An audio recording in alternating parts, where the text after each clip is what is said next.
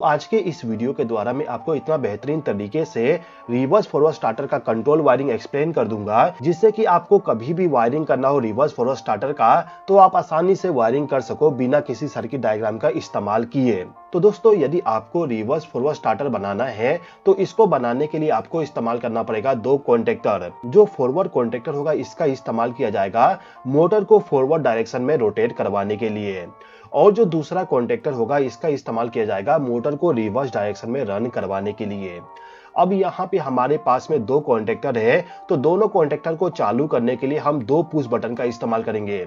एक push button होगा motor को फॉरवर्ड डायरेक्शन में रन करवाने के लिए, और दूसरा पुश बटन इस्तेमाल किया जाएगा मोटर को रिवर्स डायरेक्शन में रन करवाने के लिए। अब जो मोटर है उस मोटर को यदि आप स्टार्ट कर देती हो तो उसको बंद करने के लिए सिंपली आपको एक पुश बटन का इस्तेमाल करना है।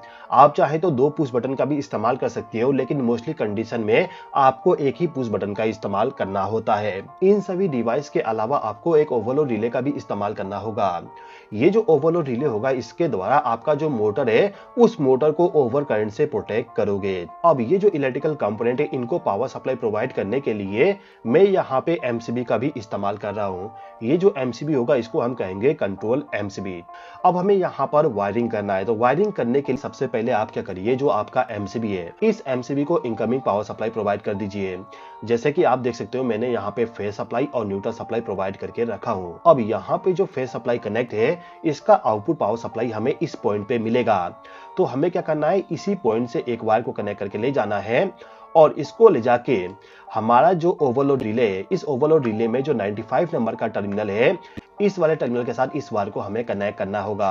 अब ये जो ओवरलोड रिले इसका जो 96 नंबर का टर्मिनल है इस टर्मिनल से एक वायर को ले जाके आपका जो स्टॉप पुश बटन है इसके साथ कनेक्ट करना होता है। तो मैं यहाँ से एक वायर को लेके जाता हूँ और ये जो 96 नंबर का टर्मिनल है इसके साथ डायरेक्टली एक वायर को कनेक्ट कर देता हूँ। तो स्टॉप पुश बटन को भी पावर सप्लाई मिल गया। अब ये जो स्टॉप पुश बटन है इसका जो आउटपुट वाला टर्मिनल है इस टर्मिनल से एक वायर को लेके जाना है, और इसको ले जाके आपका जो पुश बटन है इस पुश बटन को इनकमिंग पावर सप्लाई प्रोवाइड कर दीजिए।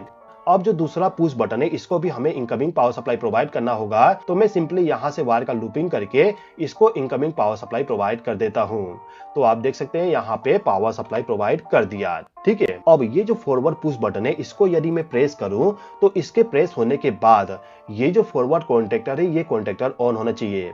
फॉरवर्ड पुश बटन को प्रेस करेंगे तो फॉरवर्ड कॉन्टेक्टर चालू होना चाहिए, और रिवर्स पुश बटन को यदि हम प्रेस करें तो रिवर्स कॉन्टेक्टर चालू होना चाहिए।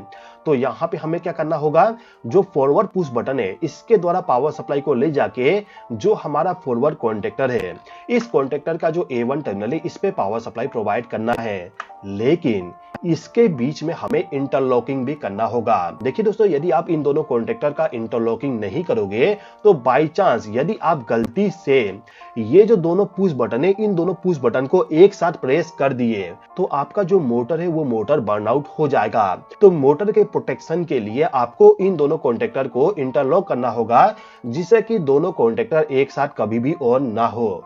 तो इंटरलॉकिंग करने के लिए हमें क्या करना होता है, जो कॉन्टेक्टर का एनसी कॉन्टेक्ट है, जैसे कि आप देख सकते हो इस कॉन्टेक्टर में यहाँ पर एनसी कॉन्टेक्ट है, इस कॉन्टेक्ट का इस्तेमाल करेंगे इंटरलॉकिंग करने के लिए। किस प्रकार से इन दोनों कॉन्टेक्टर को इंटरलॉक करेंगे एक बात समझ लीजिए। देखिए दोस्तों, आपको क्या करना होता है कि जो फॉरवर्ड पुश बटन है इस पुश बटन को प्रेस करने के बाद जो पावर सप्लाई जाएगा उसको ले जाके सबसे पहले तो आपका जो दूसरा कॉन्टेक्टर है जिसके द्वारा इंटरलॉकिंग करना है उस कॉन्टेक्टर का जो एनसी कॉन्टेक्ट है उसके साथ इसको कनेक्ट करना होगा। मतलब कि इस पुश बटन को प्रेस करने के बाद इसका जो पावर सप्लाई है उस पावर सप्लाई को हमें लेके जाना है कहां पर, इस वाले एनसी कॉन्टेक्ट पे।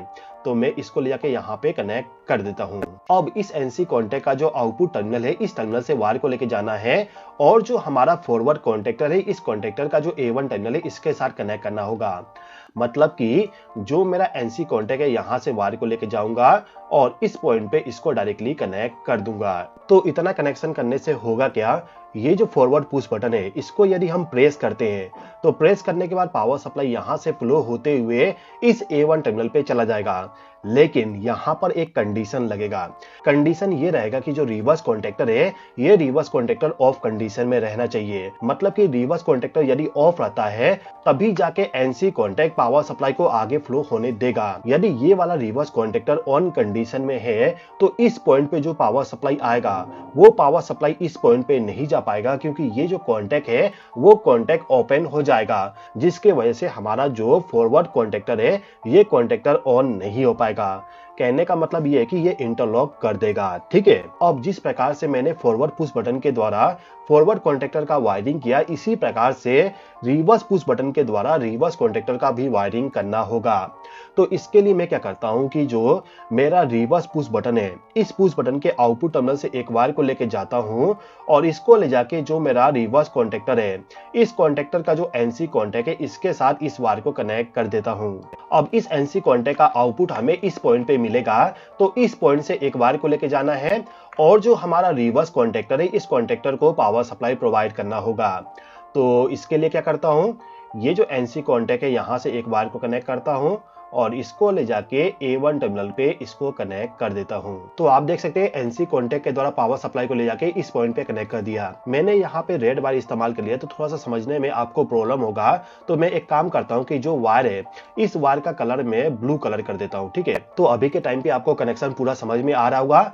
जो रिवर्स पुश बटन है इसके द्वारा पावर सप्लाई सबसे पहले जाएगा फॉरवर्ड कॉन्टैक्टर के एनसी कॉन्टैक्ट पे और इस एनसी कॉन्टैक्ट का जो आउटपुट वाला टर्मिनल है उस टर्मिनल से पावर सप्लाई चला जाएगा रिवर्स कॉन्टैक्टर के A1 टर्मिनल पे। मतलब कि इस वायरिंग में हमें सिंपली क्या करना है कि जो पुश बटन है इससे पावर सप्लाई को ले जाके A1 टर्मिनल पे कनेक्ट करना है, लेकिन बीच में हमें इंटरलॉकिंग भी करना है। तो इसके लिए हमने दूसरे कॉन्टैक्टर का एनसी कॉन्टैक्ट इस्तेमाल कर लिए। तो इतना कनेक्शन तो हमने कर दिए। अब ये जो हमारा कॉन्टैक्टर है इस कॉन्टैक्टर का जो A2 टर्मिनल है इस टर्मिनल पे हमें न्यूट्रल पावर सप्लाई प्रोवाइड करना होता है। तो न्यूट्रल पावर सप्लाई प्रोवाइड करने के लिए जो एमसीबी है इस एमसीबी का जो न्यूट्रल वाला पॉइंट है इस पॉइंट से एक वायर को लेके जाएंगे और जो हमारा कॉन्टैक्टर है अभी के टाइम पे मैं क्या करता हूं, ये जो A2 टर्मिनल है इस टर्मिनल के साथ न्यूट्रल वायर को कनेक्ट कर देता हूं। अब ये जो दूसरा कॉन्टैक्टर है इस कॉन्टैक्टर का जो A2 टर्मिनल है इसमें भी हमें न्यूट्रल पावर सप्लाई प्रोवाइड करना होगा। तो मैं सिंपली क्या करता हूं कि ये जो मेरा न्यूट्रल पावर सप्लाई है यहीं से एक वायर को लूपिंग करके इस वाले टर्मिनल पे neutral power supply directly provide कर देता हूं। तो ये जो दोनों कॉन्टैक्टर है इन दोनों कॉन्टैक्टर का जो A2 टर्मिनल है इसी टर्मिनल पे हमें केवल न्यूट्रल पावर सप्लाई प्रोवाइड करना होता है, जिसको मैंने ऑलरेडी प्रोवाइड कर दिया। अब यदि आप केवल इतना ही कनेक्शन करोगे तो इस कनेक्शन में होगा क्या, जो आपका फॉरवर्ड पुश बटन है इसको यदि आप प्रेस करते हो तो जब तक आप प्रेस करोगे तब तक ही आपका जो मोटर है वो फॉरवर्ड डायरेक्शन में रन होगा। जैसे ही आप इसको रिलीज कर दोगे आपका मोटर ऑफ हो जाएगा। इसी प्रकार से जो रिवर्स पुश बटन है इसको यदि आप प्रेस करते हो तो जो आपका मोटर है वो रिवर्स डायरेक्शन में रन होगा। आपका मोटर रिवर्स डायरेक्शन में तब तक ही रन होगा जब तक कि आप इस पुश बटन को प्रेस करके रखते हो। इतना केवल वायरिंग हम मोस्टली कंडीशन में जो गेट होती है जिसको हमें ओपन क्लोज करना होता है वहां पे इस्तेमाल करते हैं। अब यदि आप चाहते हो कि आपका जो पुश बटन है इसको प्रेस करने के बाद जो मोटर है वो कंटिन्यूअसली फॉरवर्ड डायरेक्शन में या फिर रिवर्स डायरेक्शन में रन होते रहे, तो इस कंडीशन में आपको होल्डिंग सर्किट भी बनाना होगा।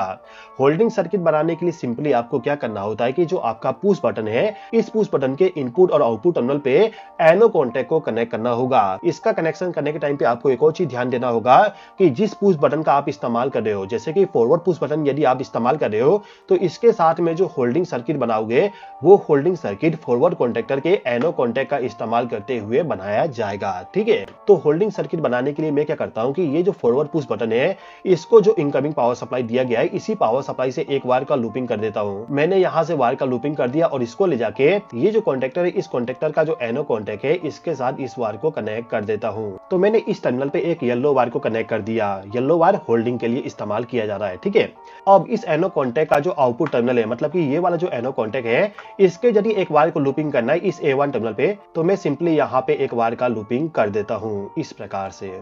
तो ये जो फॉरवर्ड पुश बटन है इसको प्रेस करने के बाद हमारा जो कॉन्टैक्टर है वो कॉन्टैक्टर होल्ड हो जाएगा। मतलब कि केवल एक बार पुश बटन को प्रेस करने के बाद हमारा मोटर फॉरवर्ड कंडीशन में कंटिन्यूअसली रन होते रहेगा। अब यदि आपको मोटर को बंद करना है तो स्टॉप पुश बटन को प्रेस करना पड़ेगा। अब जिस प्रकार से हमने फॉरवर्ड कॉन्टैक्टर के लिए होल्डिंग सर्किट बनाया इसी प्रकार से हमें रिवर्स कॉन्टैक्टर के लिए भी होल्डिंग सर्किट बनाना होगा। तो इसको बनाने के लिए मैं क्या करता हूँ, ये जो यहाँ पे वायर आया है, इसी वायर से एक वायर का लूपिंग करके जो मेरा रिवर्स कॉन्टेक्टर है, इस कॉन्टेक्टर का जो एनो कॉन्टेक्ट है, इस कॉन्टेक्ट के साथ इस वायर को कनेक्ट कर देता हूँ। आप देख सकते हैं वायर को मैंने कनेक्ट कर दिया। इस वाले टर्मिनल पे जो पावर सप्लाई कनेक्ट किया जाएगा वो रिवर्स पुश बटन के इनकमिंग टर्मिनल के द्वारा प्रोवाइड किया जाएगा। ठीक है, अब इस एनो कॉन्टेक्ट का जो आउटपुट टर्मिनल है, मतलब कि ये वाला जो टर्मिनल है, इस टर्मिनल से एक वायर को लेके जाना है और A1 टर्मिनल के साथ इसको कनेक्ट करना होगा। तो मैं यहाँ पे वायर को डायरेक्टली कनेक्ट कर देता हूँ। तो दोस्तों, यदि आपको रिवर्स फॉरवर्ड स्टार्टर बनाना है तो स्टार्टर को बनाने के लिए केवल आपको इतना ही कनेक्शन करना होता है। इतना कनेक्शन करने के बाद यदि आप फॉरवर्ड पुश बटन को प्रेस करोगे तो आपका जो मोटर है वो मोटर फॉरवर्ड डायरेक्शन में रन होगा और मोटर को बंद करने के लिए स्टॉप पुश बटन को प्रेस करना पड़ेगा। इसके अलावा यदि आपको मोटर को रिवर्स डायरेक्शन में रन करवाना है तो रिवर्स पुश बटन को प्रेस करना पड़ेगा। रिवर्स पुश बटन को प्रेस करने से रिवर्स कॉन्टेक्टर चालू होगा, जिसके वजह से मोटर हमारा रिवर्स डायरेक्शन में रन होगा। अब यदि आपको मोटर को बंद करना है तो स्टॉप पुश बटन को प्रेस कर सकती हो। इसके अलावा यदि आपका मोटर रनिंग कंडीशन में है और रनिंग कंडीशन में यदि कोई प्रॉब्लम आता है, मतलब कि मोटर में ज्यादा करंट फ्लो होना स्टार्ट हो जाता है, तो इस कंडीशन में ये जो ओवरलोड रिले इस वाले पावर सप्लाई को ब्रेक कर देगा, जिसके वजह से हमारा कॉन्टेक्टर ऑफ हो जाएगा और कॉन्टेक्टर के ऑफ होने से मोटर भी ऑफ हो जाएगा। ठीक है, तो रिवर्स फॉरवर्ड स्टार्टर का वायरिंग किस प्रकार से किया जाएगा मैंने आपको बता दिया। आई होप कि आपको ये वीडियो पसंद आया होगा। वीडियो पसंद आए तो लाइक कर दीजिएगा और यदि आपने अभी तक मेरे चैनल को सब्सक्राइब नहीं किया तो सब्सक्राइब भी कर लीजिएगा। इस वीडियो को देखने के लिए धन्यवाद।